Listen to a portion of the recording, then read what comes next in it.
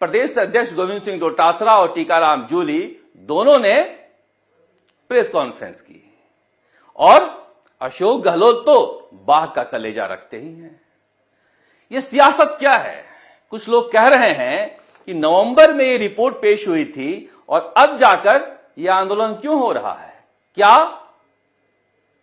मनरेगा के स्वरूप को बदला गया है और महात्मा गांधी का नाम हटाया गया है? ग्रामीण इलाकों में आंदोलन जिसे लेकर कांग्रेस आगे बढ़ना चाह रही थी, उसे नेपथ्य में रखने के लिए यह अरावली का मामला आया है? पता नहीं। मगर अरावली को लेकर जो रिपोर्ट पेश हुई है, आज मैंने वो पूरी रिपोर्ट पढ़ी। उसमें साफ साफ लिखा हुआ है कि 100 मीटर या उससे ऊपर को हिल माना जाएगा और उससे नीचे को हिलॉक माना जाएगा, मगर कहीं भी क्रिटिकल मिनरल्स को छोड़कर माइनिंग की इजाजत नहीं होगी। और यह 100 मीटर का फॉर्मूला राजस्थान में लागू है और राजस्थान में निर्धारित है परिभाषा अरावली की, इसलिए इसे हरियाणा, गुजरात और दिल्ली में लागू किया जा सकता है और सुप्रीम कोर्ट ने इसे मान लिया। तो फिर यह राजस्थान में आंदोलन क्यों है?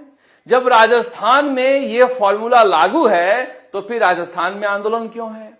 राजस्थान में यह फॉर्मूला कब से लागू है? खान एवं भूविज्ञान निदेशालय ने 1 सितंबर 2006 को अरावली पहाड़ियों की मानी गई परिभाषा के आधार पर सभी अधीनस्थ कार्यालयों को राज्य सरकार के निर्देश के आधार पर किसी भी आवेदित क्षेत्र की पहचान करने के लिए अपनाई जाने वाली एकमात्र प्रक्रिया के बारे में एक विस्तृत परिपत्र जारी किया है। कौन था उस समय? वसुंधरा राजे। नियम कब बना? यह नियम बना 10/1/2003 को, जब समिति गठित की गई और समिति ने रिचर्ड ई मर्फी के land forms of the world classification 1968 के आधार पर अशोक गहलोत ने परिभाषा बनाया। एक खनन पट्टा या खनन पट्टे के लिए आवेदन तब अरावली पहाड़ियों में माना जाता है जब स्थानीय धरातल से चोटी तक पहाड़ी की ऊंचाई 100 मीटर या उससे अधिक हो। ऐसा करते समय पहाड़ी की ढलान को भी ध्यान में रखा जाना चाहिए, क्योंकि पहाड़ी की स्थिरता इस पर निर्भर करती है। जैसा कि जीएसआई द्वारा सुझाया गया है, यहां स्थानीय धरातल का अर्थ है औसत समुद्र तल। विभाग द्वारा दिनांक 16 अक्टूबर 2010 को हलफनामे के माध्यम से यह माननीय उच्चतम न्यायालय को भी प्रस्तुत किया गया है। 10/1/2003 को अशोक गहलोत नियम बनाते हैं, वसुंधरा राजे इसे लागू करते हैं और फिर अशोक गहलोत आते हैं तो सुप्रीम कोर्ट में जाते हैं। सुप्रीम कोर्ट में क्या कहते हैं? क्या कहा था अशोक गहलोत ने? हमारी परिभाषा को तो सुप्रीम कोर्ट ने खारिज कर दिया था, खारिज किया था। सुनिए सुप्रीम कोर्ट ने क्या कहा था। मैं अशोक गहलोत के उस सवाल का जवाब लेकर आया हूं। CEC central empowered committee amicus curiae नियुक्त करती है और वो थे हरीश साल्वे। विद्वान न्याय मित्र ने बताया कि राजस्थान राज्य द्वारा दी गई मानी गई परिभाषा के अनुसार केवल पहाड़ियां ही, वे चोटियां हिस्सा जमीनी स्तर पर से 100 मीटर ऊपर है, उन्हें अरावली की पहाड़ियों के रूप में माना जाना चाहिए। अशोक गहलोत जी, ये लिखा हुआ है आपका, मैं पढ़ रहा हूं, जो सुप्रीम कोर्ट के एमएस क्यूरी हरीश साल्वे ने कोर्ट में लिखा है, जो आपने कहा है। साफ साफ कहा है कि 100 मीटर ऊपर है, उन्हें ही अरावली पहाड़ियों के रूप में माना जाना चाहिए। वे ढलान जो उस बिंदु 100 मीटर से नीचे है, उन्हें अरावली के रूप में नहीं माना जाना चाहिए। इतना स्पष्ट लिख किया है आपने अशोक जी। यह सुझाव दिया गया था कि भारतीय वन सर्वेक्षण उपग्रह इमेजरी कर सकता है। उपग्रह इमेजरी राजस्थान राज्य में संपूर्ण पर्वत श्रृंखला की जाएगी। यह जमीनी स्तर से 100 मीटर से ऊपर की पहाड़ियों का हिस्सों तक सीमित नहीं रहेगी, यानी कि हिलॉक की भी की जाएगी। यह सुप्रीम कोर्ट ने निर्देश दिया था आपके इस नियम पर। और क्या कहा था?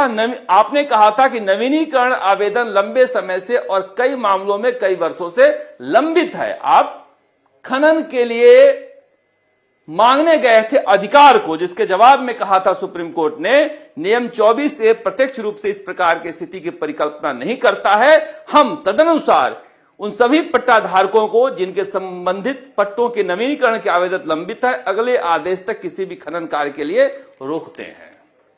और आपने इसे क्या माना कि 100 मीटर के फॉर्मूले को खारिज नहीं किया गया है, और इसके आधार पर आपने खूब खनन पट्टे बांटे। अब यह फॉर्मूला जो राजस्थान में लागू है वो गुजरात, हरियाणा और दिल्ली में भी लागू होगा, ऐसा डर जताया जा रहा है।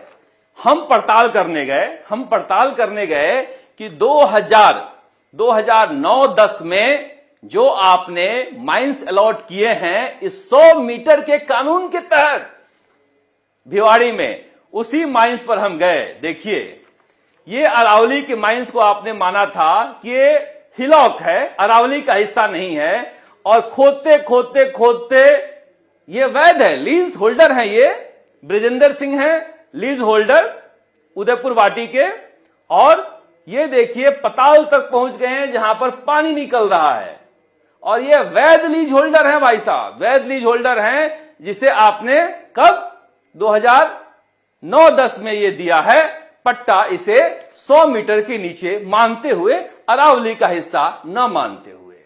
मैं यही बताना चाह रहा हूं, यही डर पूरे देश में है कि अरावली को बर्बाद कर दिया जाएगा, और ये डर राजस्थान से है। राजस्थान में ये नियम लागू है, और राजस्थान में जो लोग सोशल मीडिया पर लिख रहे हैं वो अगल बगल कहीं माइंस चल रहा हो तो जाकर देख लें, इसी नियम के तहत माइंस चल रही है राजस्थान में, और इस नियम को कैसे धत्ता बताया जा रहा है, ये सारे माइंस इसके उदाहरण हैं।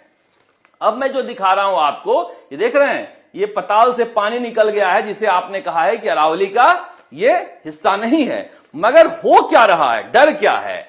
ये तो वैध लीज है, वैध लीज के आसपास जो 200 मीटर, 160 मीटर, 300 मीटर ऊंची पहाड़ियां हैं, वो सारी पहाड़ियां गायब हो रही हैं। कौन गायब कर रहा है? वैध लीज होल्डर ही गायब कर रहे हैं।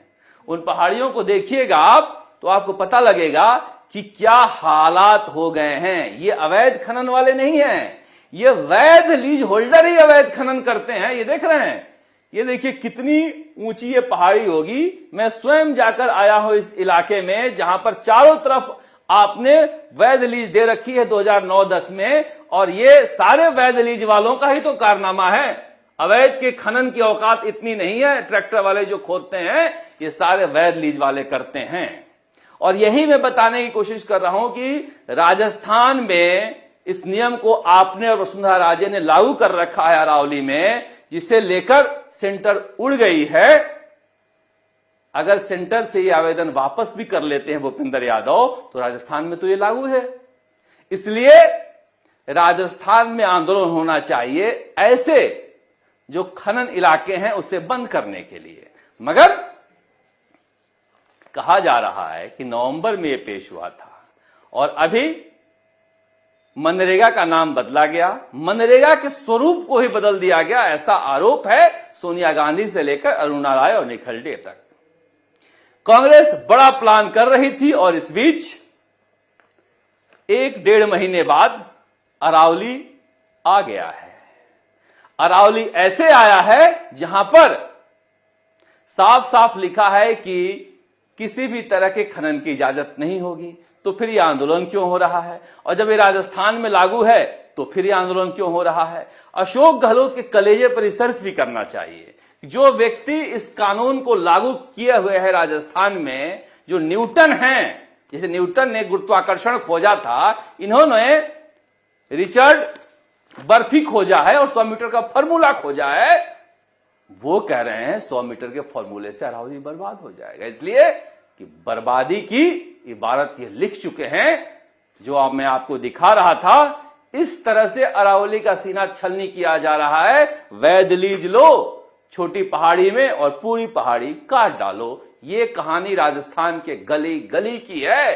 कोई भी लीज होल्डर जो 100 मीटर के नियम के तहत नीचे की पहाड़ी आवंटित करा रहा है, वो अपने लीज में खुदाई ना करके पूरे इलाके को खोद डाल रहा है। आप जाकर देखाइएगा, आपको पता चल जाएगा कि अशोक गहलोत और वसुंधरा राजे ने इस 100 मीटर का फॉर्मूला राजस्थान में लागू करके किस तरह से बर्बादी की है। अगर भूपेंद्र यादव को करना है तो राजस्थान में इस तरह के फॉर्मूले को बंद करके यहां पर भी माइनिंग बंद की जाए, जो माइनिंग चल रही है, तब जाके काम हो पाएगा। हमें दिल्ली, गुजरात, हरियाणा से क्या मतलब है कि वहां 100 मीटर में क्या होगा क्या नहीं। यहां तो यह नियम लागू है। यहां तो पहले बंद कराएं गोविंद सिंह डोटासरा और टीकाराम जूली।